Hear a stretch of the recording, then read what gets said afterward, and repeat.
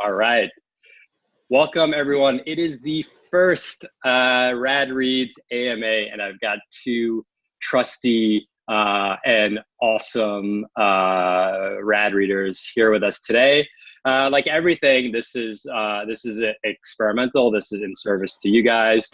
This is a place to foster deeper connectivity beyond just kind of one-way email. And now we've got the Slack group, which is really starting to get a little bit of traction. And so the way I was thinking, I'm going to experiment with these for a couple months, 30, 45 minutes, replays for everything. And I'm going to pick a topic just to kick off the conversation and then do a teeny presentation and then open it up to a broader Q&A on anything that's been on your mind. And again, feedback is always welcome. And if you're watching this on replay, make sure you sign up to our Slack channel. So without further ado, I'm going to share my screen. And please, because we have a small group, interrupt. Let's make this more of a discussion than me lecturing. I know that you are both pretty savvy on a lot of these things, so I definitely don't want to hear myself talk, and I would love to hear your guys' inputs. So the way I organized this was I kind of thought about my list of productivity tools, and what is the Spotify productivity tool. I don't know, at some point you got to draw the line. But I thought about kind of the tools. I really just went through, like, what do I use regularly? And what makes it special? And that was kind of like, that's what I'm going to do in this kind of little presentation. Like, why do I use this one versus the bazillion other options that could exist? What makes it special? And then I've organized it in 3 tiers, like must have, I think I call it essential. And then if I scroll down, there's important, which is kind of the middle tier. And then the last category is on the cusp. And so I think there's 15 odd tools. You'll see it's in Notion. And so I will kick it off. So the first one, for my calendar, I use Fantastical. And the reason why I like Fantastical, it's both, I pay for the desktop app and the iOS app. It's super simple, is that you can put in dates, you can put in events all in text.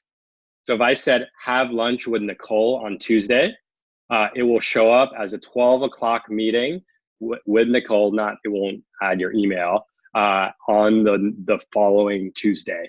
And as someone, I think Neil will probably sympathize with this, as someone who's very kind of keyboard driven, who like writes code and programs, I like to I want the least amount of mouse clicks and taps.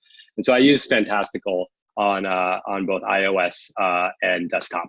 The next is Cloud App, which is actually a browser tool, and it's basically a screenshot tool.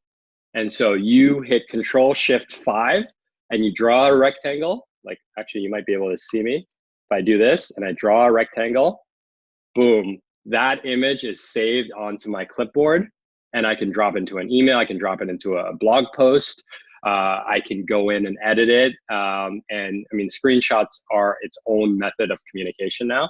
So it's one that I use all the time, paste it into a text. The next is 1Password. I think I'm amazed. I did a survey for rad readers. 50% of the people don't have a password manager. And that is absolutely crazy to me for 2 reasons. One, it's extremely dangerous. And 2, I think I have 250 logins. And if I were to have a different password for 250 logins, it would just go crazy. I don't feel a strong attachment to 1Password. I know people like Dashlane and LastPass. This is probably just more of an endorsement to just make sure that you have a password manager. I have 1,000, so. You have 1,000, okay. Yeah, I don't think it's important after a while. Show off. Do you use 1Password? I don't know if that's a show off. That might be a problem. Yeah, I use 1Password. You use 1Password. A little detail about 1Password is that they were a standalone app for a while. So you paid $50 and you got it. And then they turned into a SaaS, like $5 a month. And they basically started to downgrade or not improve the legacy product. And I'm kind of cheap. So I've been really fighting the new one, but we had a discussion on the Slack group. You can actually get two-factor authentication through the new 1Password, which would be pretty incredible because I use Google Authenticator everywhere that I can. And then there's one little trick with 1Password that was a game changer for me, was that you can make 1Password your default password manager on iOS. So if you're on your phone or your iPad and you're logging into Chase, it will say like autofill password, and instead of going to like the Mac version of Password Manager, it will go into 1Password. You scan your face and boom, it drops it in. It's just like a one little slider, and I'll put the note in there for how I use that. Yeah, any other comments on 1Password, Neil? Someone that probably I'd say I use it as well for their identity feature. So quickly filling in forms. Okay.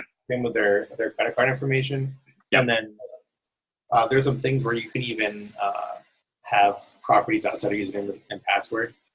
So I fill out, like I'll fill out some HSA forms or like FSA forms, and I have a bunch of tax IDs and stuff pre-filled. Oh, cool. I just like click the autofill and it just goes down and fills in the entire form for me. So it will know that your tax ID corresponds to just that website, like the HSA website? Well, that's where you can like, I have to like right click on the input and then see what it's named. Oh, okay. But then I just put in and I say like this name on a field should have this value in it. So got it. I find that really helpful. Very, very cool. So moving down the list, we have Dropbox. Nothing really exciting to report there. I think you kind of need something. I think Google Drive is so hard to navigate. The one thing that I love on Dropbox is that they have a scanning feature. So you take a picture of, say, your driver's license, and it scans it and it like makes it perfect, and then saves it to a PDF. And so that I use that all the time. People are always like, send me a copy of your passport, send me a blah, blah, blah of this. And it is like that for receipts or everything. That is a little nifty feature that I just find really, really helpful. Next, this one will probably deserve its own AMA at some point, but for my to-do list, I use OmniFocus, which is a Mac and iOS. Well, now it's actually, they have a cloud version. So they have a web version. So they don't have an Android app, but they have you can access it, which I probably wouldn't do it just on the Android version. But the reason OmniFocus, and we can either do this in the Q&A after, but what I love about OmniFocus is it's very easy to use and it's very fast. Because I think it saves locally a lot of the data. So it's not like going back and forth to some web server. But it has two very subtle to-do list features that I think are incredible. And the first one is it has forward starting tasks. So let's say you had a standard to-do list and you have an annual physical. And it's on January 1st. So on January 1st, it's like annual physical, you click it, you do it, you go to your physical. And then for the remaining 355 days, 64 days, that task stays on top of that list. And it's just a waste of mental energy. And so it's the only app that I have found where you could say, start. So what I would do with that is I would say, I want you to make this task start on December 25th. And then it disappears once I click it, and then it shows up again on December 25th again. And if you think about it, a lot of recurring tasks are not recurring within a week or within a month, that you just want them out of sight, out of mind. So that is a very powerful feature that I haven't seen in any other to-do list.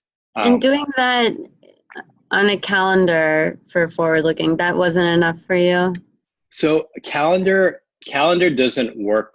I'm way too anal to have my to-do list on a calendar. But the problem with calendar is that, okay, let's use the doctor's appointment. December 1st happens and you're busy. How do you remember? And December 8th comes and you roll off that week where you don't even see it anymore. Do you write it on a piece of paper? Do you email it to yourself? And if you think of like just a number of reminders, like my calendar would be overwhelmed with reminders. Like for example, any subscription purchase that I have, like a monthly Dropbox, I have a reminder that pops up and that uses this feature. It pops up the last day of the month and it says, do you still want to pay for Dropbox? Mm. And then I click it and I'm like, yes, unfortunately, like begrudgingly. And so I think calendar is just a hard, I think it breaks down at some point. And for OmniFocus, are you also categorizing forward-looking tasks such that, like, these are the tasks I'm going to do when I'm feeling on and in moments of flow versus moments where you can grind through things where you're a little bit kind of burnt out for the day? Yes. So I have, and that is a feature that's available in many to-do lists, which would just be, OmniFocus calls it context, but it's basically some kind of tagging feature. And then the question just becomes, what tags do you use? So one of my tags is brain dead. And so when I'm like 4 o'clock rolls around, I just open up brain dead and it's like, pay this bill and call, cancel this, blah, blah, blah. So you can do that through tags. Another tag set that I use is important, not urgent. Just as kind of like these kind of pesky things that are like, you should do, like sleep more, that don't have real deadlines. And then the other OmniFocus feature, which is part of, and again, this will be its own section, but OmniFocus is built on David Allen's GTD, which is getting things done philosophy. And the big thing about OmniFocus at GTD is that you review your tasks on a periodic basis. So this is a great example of this is a bucket list. So let's say you have a bucket list, go to the Super Bowl, see a Beyonce concert, hike Mount Everest. You want to put them somewhere, right? Like they're tasks, but they're such long data tasks.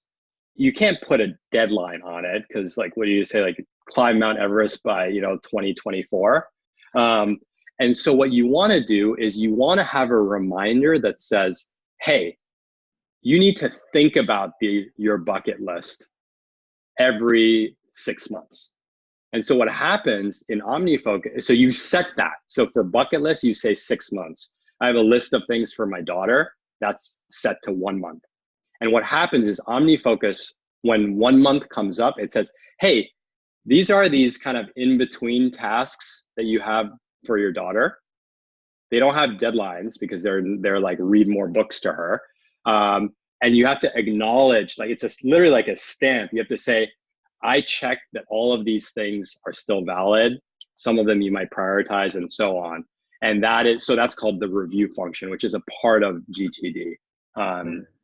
And even Things 3, which is modeled on GTD, doesn't have a review function that I found. So OmniFocus is literally the only app that I found that has that feature built into it. You could simulate it. Like you could set a calendar reminder that says every month, a recurring task.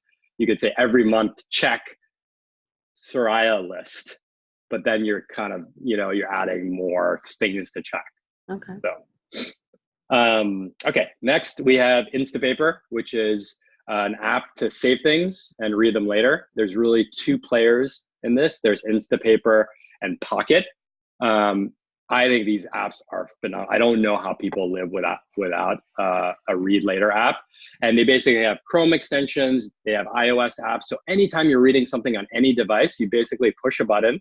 It sucks it into the app, and it strips out all the advertisements, and then it downloads it onto your phone. So basically anything I've ever read, like wanted to read, is in the Instapaper app on my phone, cleanly formatted, available to be read on the subway and offline. And so does it interact with Notion now? It does not interact with Notion yet. It does interact. So Instapaper interacts with Evernote, which is my secret. So on every one of these, I have a ninja secret, which is like a little special thing about it. And so, for example, on Instapaper, I have a rule that connects to Evernote. So it's the legacy. Every time I highlight in an article, it takes all the highlights and puts them into one file in Evernote, which is phenomenal because then when I search in Evernote, it will grab the best pieces of that article. I have every single RadReads article has been highlighted and saved into Evernote that way. So, and that is, to me, that's really important. It's a very quirky use case, but it's super important. All right, then I'm gonna go down. We're still in the essentials, about to pop into important. This is a super secret, but super secret app. It's a Chrome extension. I have not seen my Facebook feed, the news feed, since the election. And I am so much better off in my life for not having seen my feed since there. So all it does, it only works on desktop, but you turn it on and where your news feed would appear is a gigantic box. It's literally, so you can go to groups, you can check the notifications, you can do all the things you want to do on Facebook, you could post yourself, but you can't see all the people arguing about politics. And so that is an incredible app. So have you seen that for LinkedIn? What's that? Do they have it for LinkedIn? Have you seen that for LinkedIn? I would need it. God, no. You hang out on LinkedIn? Sadly, only because for work, just sort of trying to piece together like how organizations work, and got it. I'm distracted by that feed, and it's awful. It's like the new Facebook. It's so the LinkedIn one is so gnarly too. I don't think so, but I would Google it. If you Google like feed eradicator LinkedIn. I'll let you guys know if I find it. Yeah, please. So next is Notion. I'm going to just table that because we're going to talk about it at the end. Then you have Zoom. It's just amazing how the thing that I love about Zoom is it just fucking works. It always works. It's just incredible. And at Quartz, we use Blue Jean. It always doesn't work. So actually, it never works. That's what I meant to say. So Zoom, and it just, I mean, Zoom made it so easy to do all this stuff that it just opened up this whole new world of possibilities of activities. And it's cheapish. It's $15 a month. So it's not like crazy. Next on the important category is Text Expander. This is it's an app that I use. You basically create codes and then it expands it into bigger text. So I use text. So every blog post I've ever written, I have linked in Text Expander. So when someone says like, hey, Kay, great to meet you, and I know we talked about productivity, psychology of money, and mortality, I know I have a taxonomy in my head of those posts, and I just do /death, and it like it pastes like the link to the article. And so it saves me insane. I mean, if you're not a blogger, this use case wouldn't be relevant, but I use like my address, you know, when I'm giving the same response often. So for example, people have been reaching out to set up a lot of meetings, but I'm leaving LA for 6 weeks. So I have something that says, you know, /leaving. And then it says, hey, I'd love to meet up, but I'm going to be gone for the next 6 weeks. Can I connect with you on August 3rd? Love K, you know, whatever. And so I have probably, you know, a lot of mine are links to things that I send, but like, for example, our address. So it's like, if I do /address, it's like, our address is this, comma, and if you're driving, you can park here, you know? And then I can send that as a text. I don't think you need to pay for this. You could do this through Mac shortcuts. They're called keyboard shortcuts, I think. The reason this is powerful is that you can create different hashtags. So you can do / and hashtag and dash, and that way it gives you one extra level of taxonomy. But definitely use it on your Mac or your iOS or your Android settings. It's just like general keyboard shortcuts. One tab is super straightforward. It's a Chrome extension. You push one button and it just cleans out all your tabs. And then you can go in and save them. If you like, you could say this was like RadReads number 218. And so I can go back and reopen them. Super straightforward. That should actually be in the lower category. YNAB, you need a budget.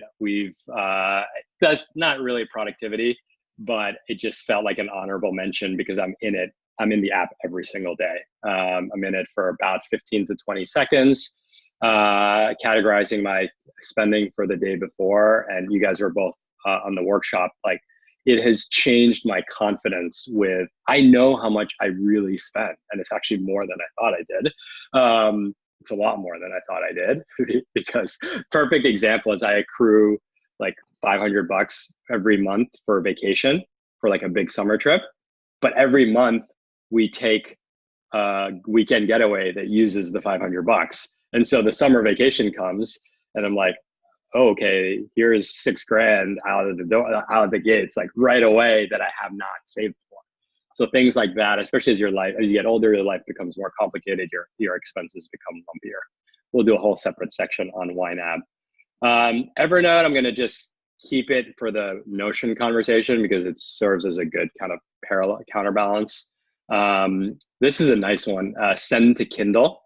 It's a Chrome extension, and it's just like Instapaper, where it strips the article of all the ads and everything, but instead it sends it to your Kindle. And so I use that for, like, if there's anything that's over 10 or 15 minutes, mostly long form journalism, I'll send it to the Kindle, and it's just, the Kindle reading experience will always be better than the iOS reading experience, in my personal opinion. Next you have Loon, which I've just become a huge fan of, which is it's a little, you basically record your screen, and if you want, there's a little bubble of you talking, kind of like Zoom, and then it instantly converts it to a link, and then you can just send the link to someone. And the quality is HD. It's really simple to use, and I have just done these like if you ever need to like teach someone something or show them something, it's 1,000 times more effective and more personal than typing it out. All right, so we're in the home stretch. We've got Toggle. We're in the lowest tier now. These are things that are like fun to have, but not necessary for me. Toggle I use for time tracking. And so it's got a Chrome extension, it's got an app, it's got a web thing, which basically I have these different categories. As you saw in the workshop, I was able to say I spent 30 hours on marketing, 18 hours on email. It's because I had categories. And I actually think the data is less useful, but the fact that you have to punch in and punch out basically forces you to do one thing. And that is priceless to me, and I think to most people. I hate multitasking, but we all kind of get sucked into it. And then lastly, we have Quitter. This is a tiny little app. It's Mac only. It's a toolbar app, actually. And what it does is it just closes. You could set timers on the windows that are not relevant to you. So like File Explorer or Photo Editor, things that open up and then start cluttering your desktop.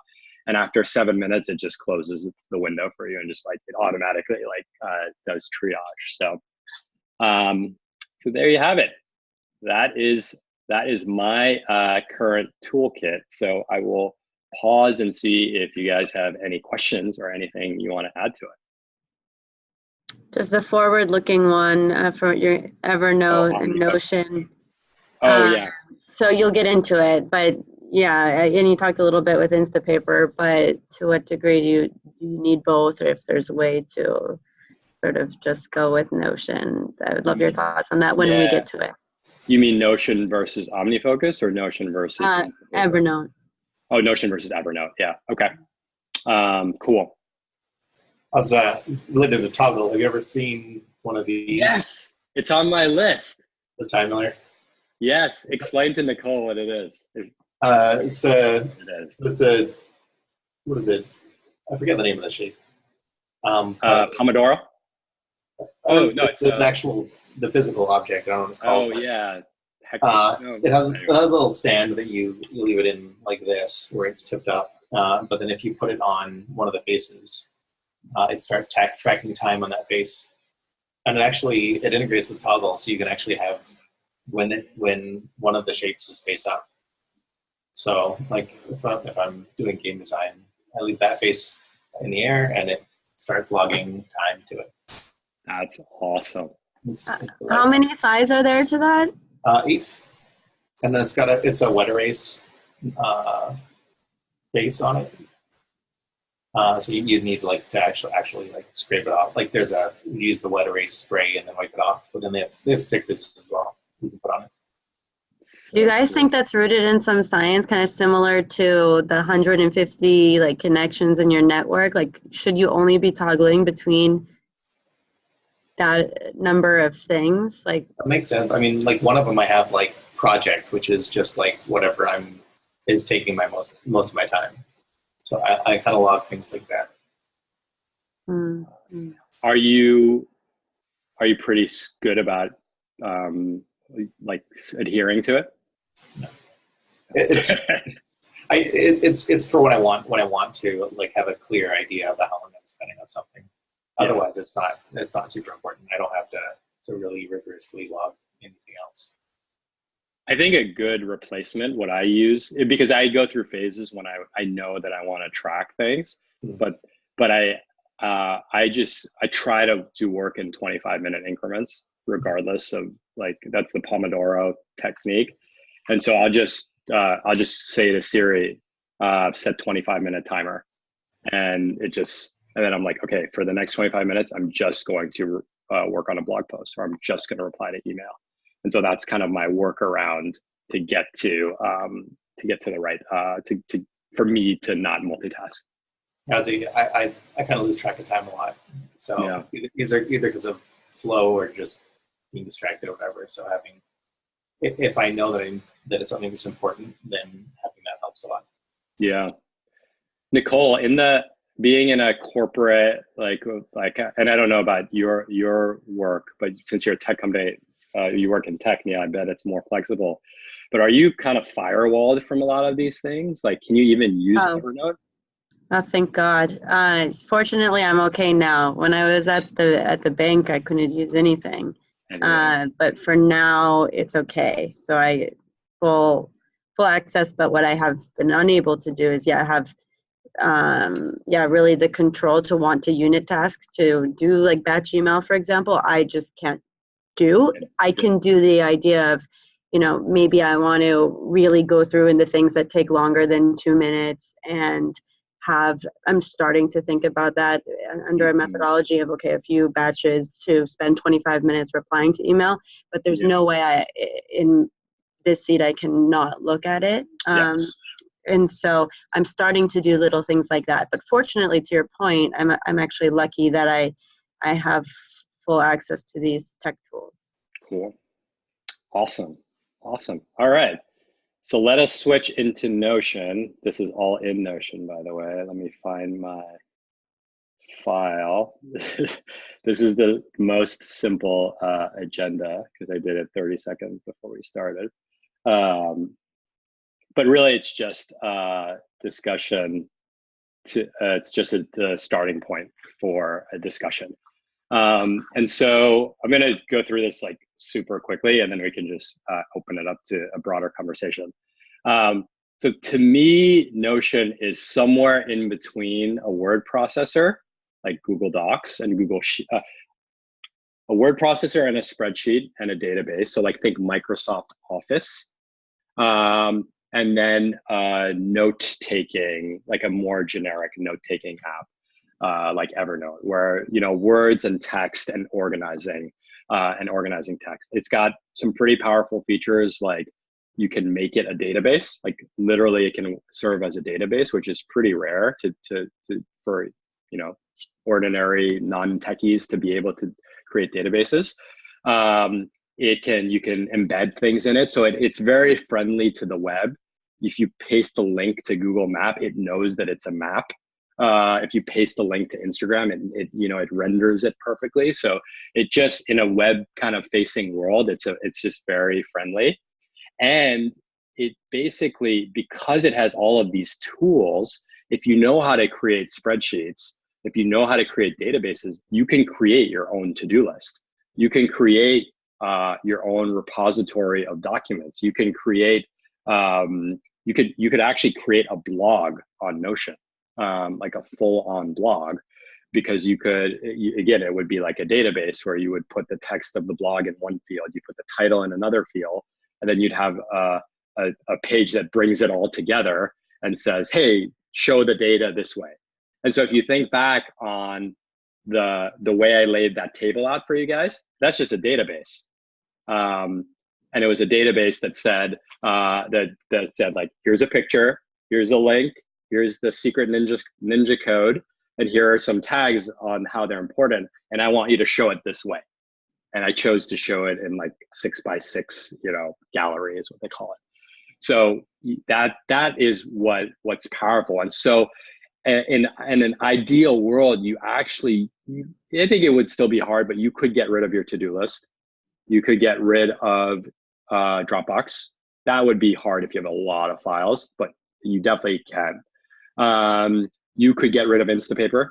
You could you can collect documents into it. You could obviously get rid of Evernote, and then you could get rid of Google Sheets, Google Docs, and then you could also get rid of like your web page. Like people they've built their entire web pages in Notion because it's so clean. I mean, even this little stupid thing that I did, like it just looks nice. Yes. And so I think that's what makes it super special from a functionality perspective. I think the other thing is that it's very, very well designed.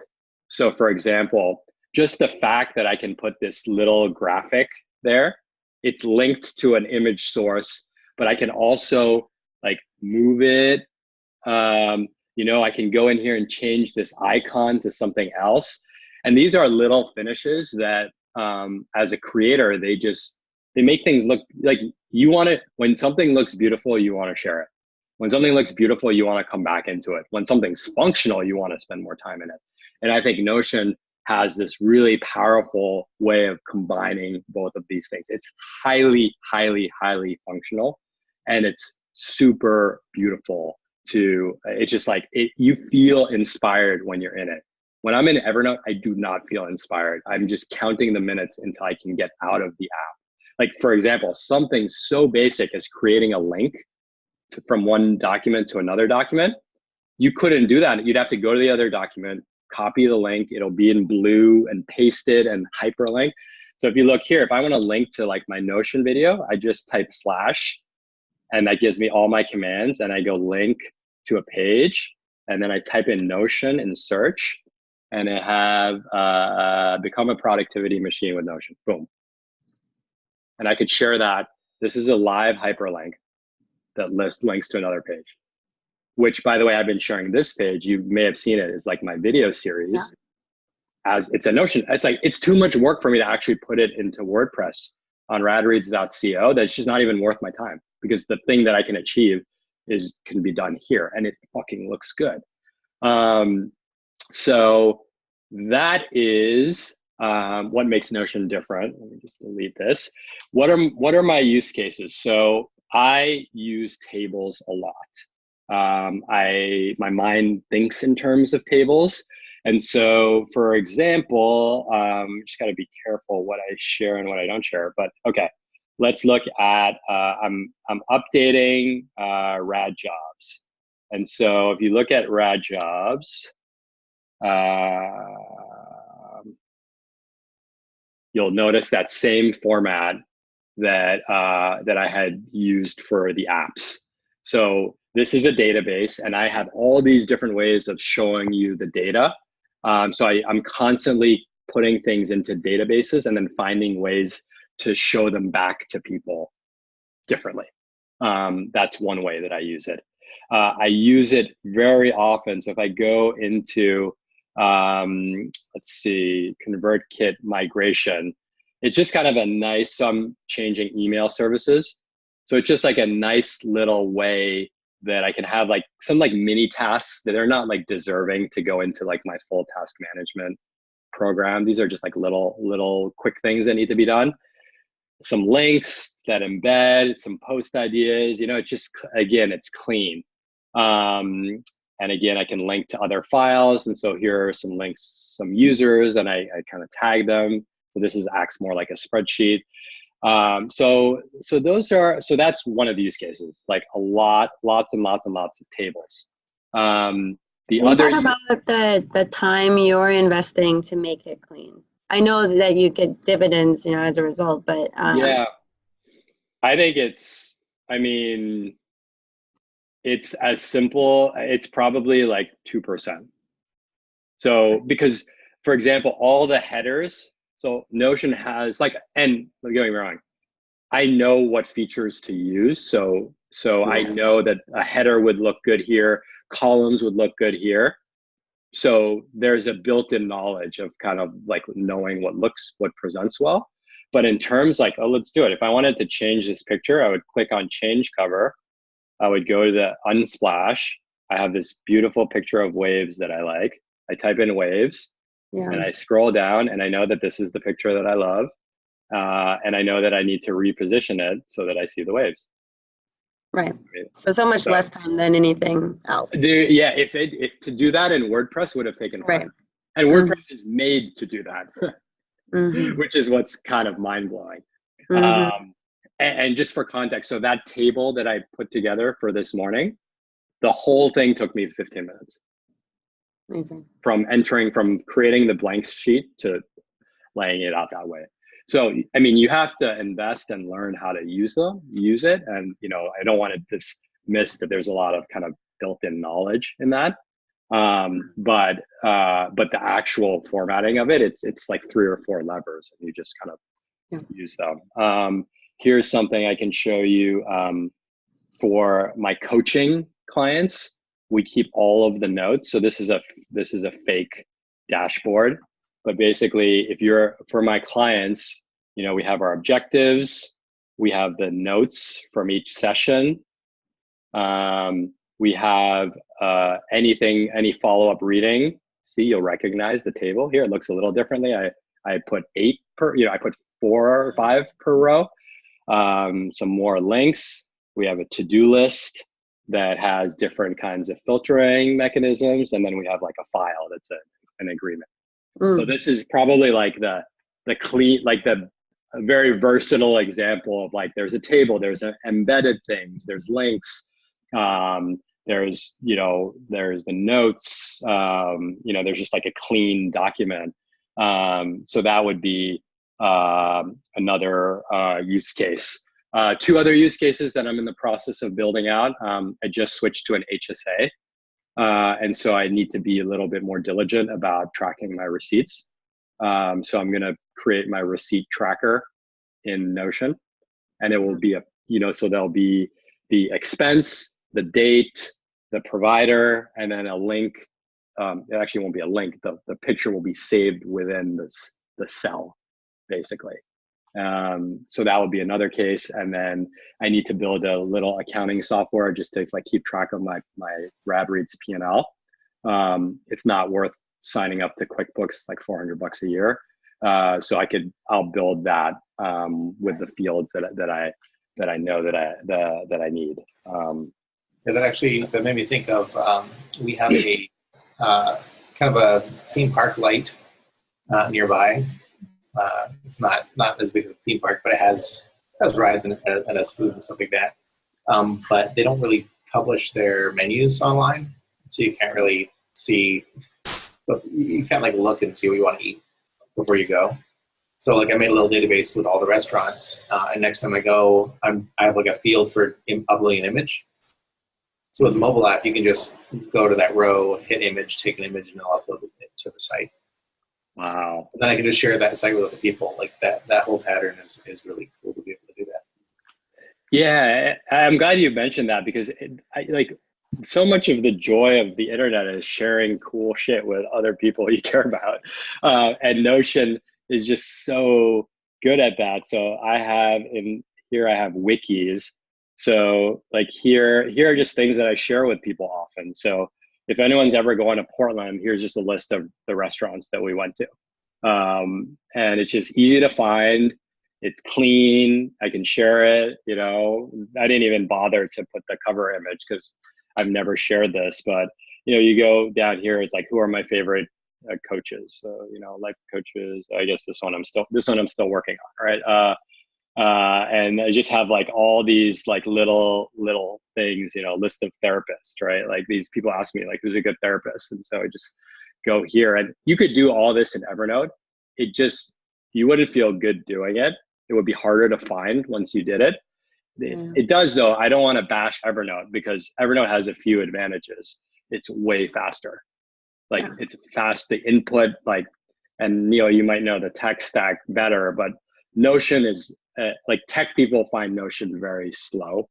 I'm, I guess, hybrid tech person. I find it very slow, and that's kind of annoying to me. So,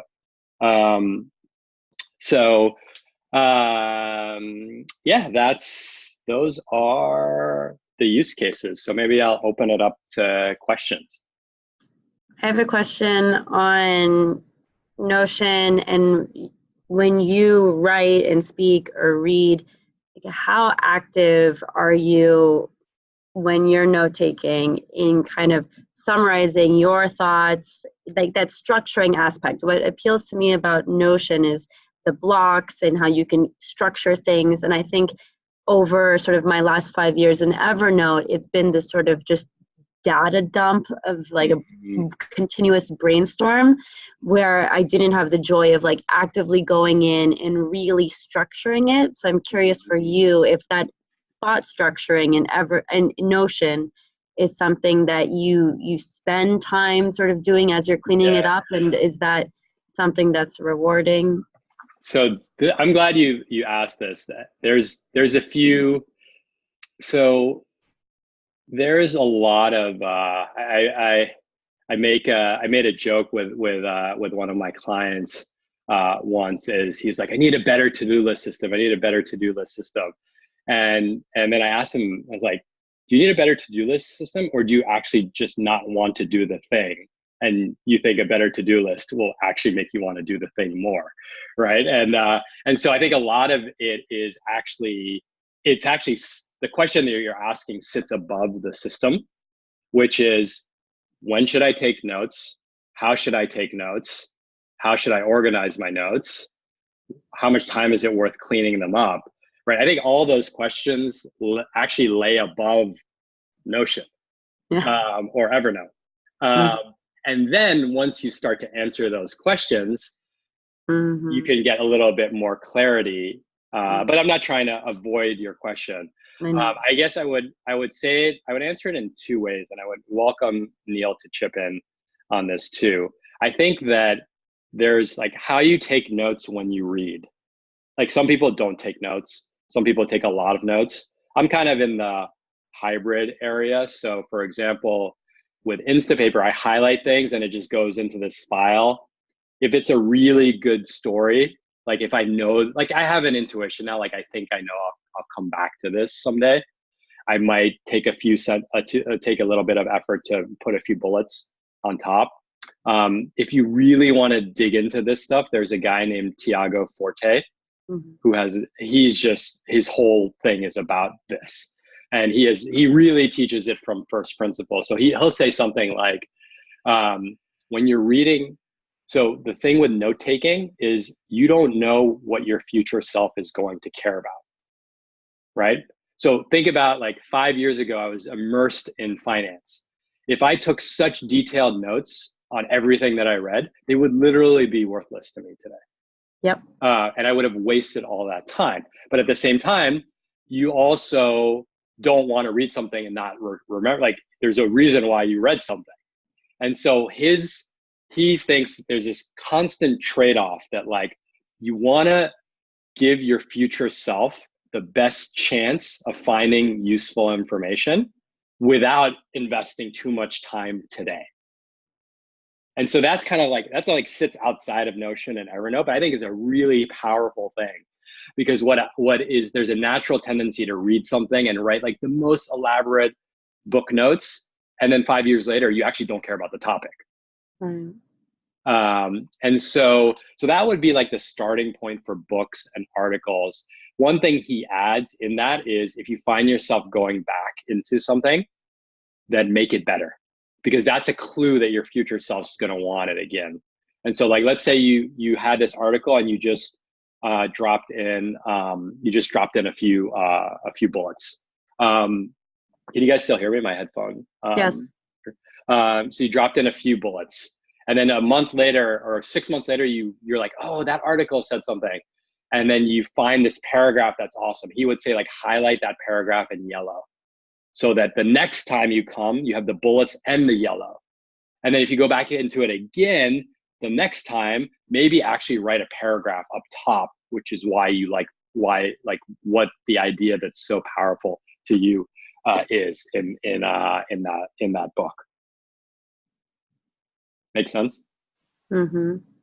I'll say one of the things that I've been doing is basically leveraging that they have nested documents.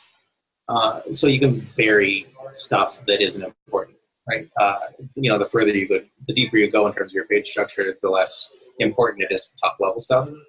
So I actually had been using kind of a very basic note-taking system, and I've been taking those and moving them over to a project where they were split into like a few different chain of thoughts previously. I've been putting them all into one chain of thought where like that top level is, and I'm even like, I have 2 windows and I'm just kind of dragging and dropping bullet points from my original note document. And then I just name that page like chain of consciousness thoughts, or like if I got an email from someone, that might even go in and I'll extract little bits from that email. But then I'll just bury it in that main document. I'll just make sure that it is underneath that document, and then I just forget about it. So, it's that same idea of having not losing anything. Like nothing gets lost ever. I don't delete my chain of consciousness stuff, but it might move in and out of that top level project. Mm-hmm. That's super. I'm glad you brought it, which was actually going to be my second point, which is there's idea retention and idea creation. And so I might actually, so I'm still in demo. So this is like the most, let's say you have a big presentation, like client elephant, elephant presentation. I don't know why elephant's the first thing that came to mind. 2 minutes kids stuff. Elephant presentation. So you have a presentation. So you're like, okay, I got this presentation. So what's going to be intro? Recap of last 12 months, who we are, and celebrate similar engagements. So then you do that, and then you might do a second section, which might be like the body of the presentation, and it's like our proposal, our competitive advantage. Sorry, I'm just typing fast. And then conclusion, you could do like follow-ups, and then you could do pricing, right? So you kind of like jot your thoughts down here, but you might want to add like this intermediate section in the body that might say, or let's say after the body, that might be, what would you want to add after the body? You might want to do case studies, okay? But you're not sure. So you could create what's called a toggle list, and that's case studies. And so what that is, it basically drops you into a new thing. So you could do like Honda example, or USDA example, right? And then you're like, but I'm not really sure about this, so I'm just going to minimize it. And the toggles are like, you could turn any of these things into toggles. Whoops, well, that didn't do what I wanted to do. But so you could do toggles, and then let's say like, okay, pricing, I'm ready for this. And then you could turn, this is what Neil was saying, you could turn it into its own page. And then boom, pricing became a page. And so it's like, $50K for engagement, 10 weeks, 4 team members. And then you go back and pricing is there. So you have this, and this is where it just crushes Evernote and Google Docs. You cannot do this. To do this in Google Docs, you have to search for the document, copy the link, highlight it, and it still doesn't work well. So the ability, and I think a lot of people who use it just for idea creation, they use toggles, bullets, and pages. And that's 99% of how they use Notion. And that's what you do now for your idea creation? Yeah.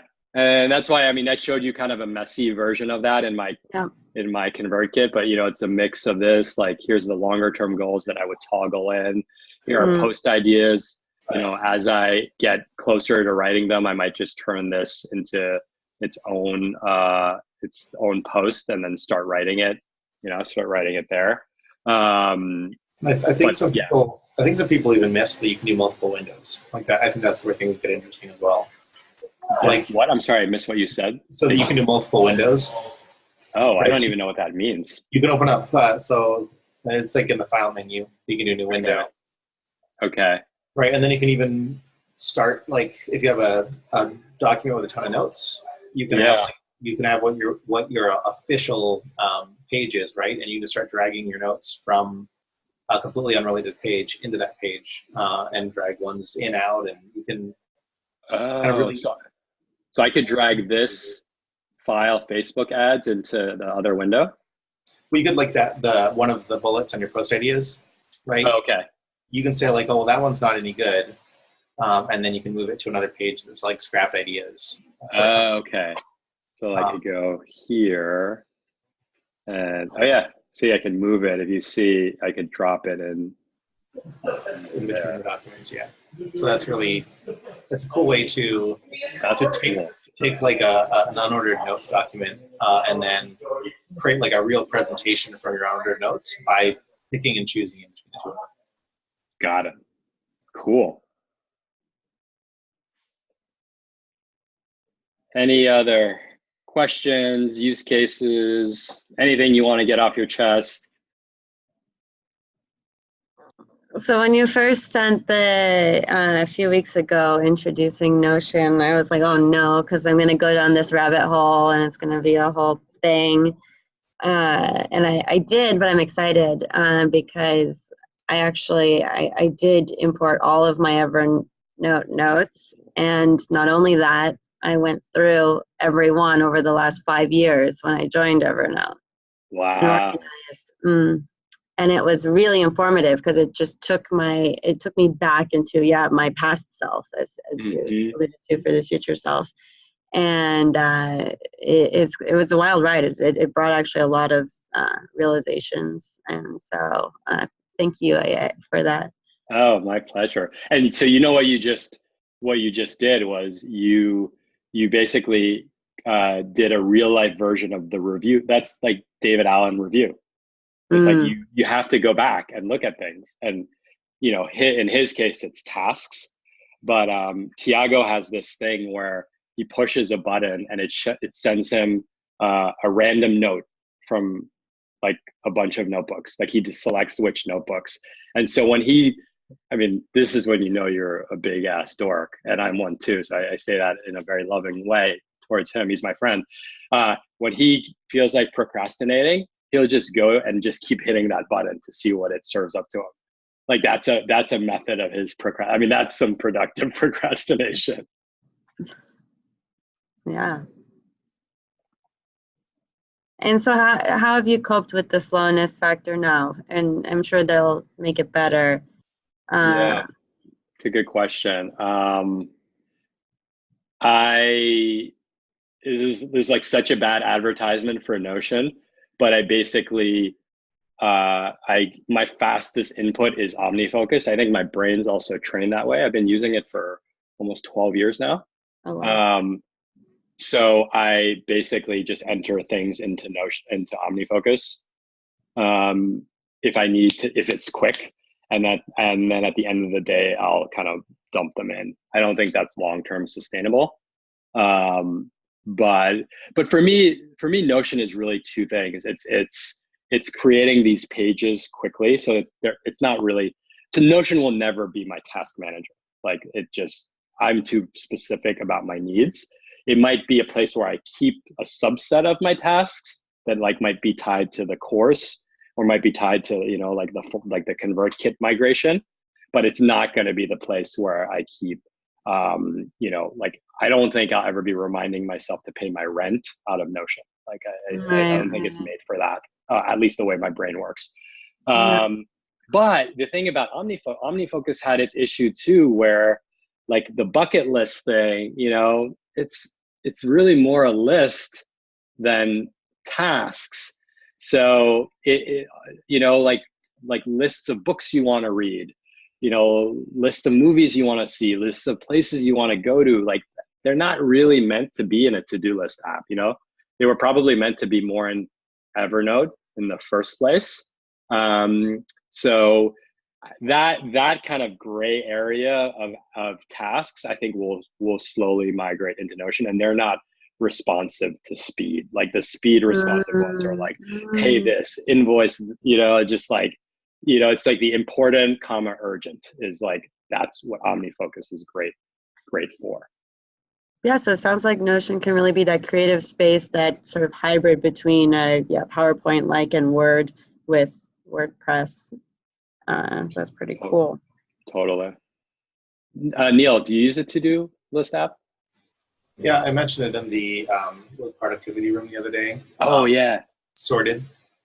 Okay. Where you can, I mean, it does a number of things. It's just like a generic to-do list, but once you give a task a date, it shows up like on the date view, and then you can kind of order them to your most important to your least important, or I guess a better way to say it is like what you want to do early in the day or later in the day, and you can give your different tasks actual durations or estimates. Okay. And then they have a little button, and it's like auto schedule or something like that, and it asks you how long you want your cats to be between tasks. And then it just assigns them all times for the rest of the day. Wow. It automatically imports calendar events as well. And then you can have, they have locked and unlocked events. So calendar events are locked events. It's not going to schedule those for you. It's going to try to move your tasks around your events. Oh, that is cool. I remember you doing that. So see, I'm taking notes on this call. Like my tendency is to go straight to OmniFocus because I know how fast it will be. So I'm just taking a list of follow-ups. Sorted. I was going to send something on OmniFocus. There was one other follow-up. There was some document that I was going to send. If you guys remember. It will come to me. Yeah, I mean, a lot of what I do is I try to get things done today, and I like using apps that let me say like I'll do it tomorrow. Okay. So yeah. Kind of as soon as I get a point in the day where I'm like I'm not going to do this, I just bump it to tomorrow, and it makes me feel a lot better because it's not something that's like I didn't get done on my to-do list. Yeah. It's something that I'm going to do tomorrow. Got it. Or next week. I mean, something like I don't feel bad. I don't feel bad going through my to-do list at the end of the day and saying, oh, I'm going to be doing this in a week. I'm going to be doing this in 2 weeks. Even though I wanted to get it done today, just like that feels unrealistic. And I think that's why a schedule-based approach works for me more. That is cool, yeah. Because I think like the cool thing about the thing about to-do lists that's really bad is that, and OmniFocus is almost the opposite of this. It's kind of like, think of everything you might ever want to do in your life and then like assign it in these like different planes of existence. Like basically that's what it says.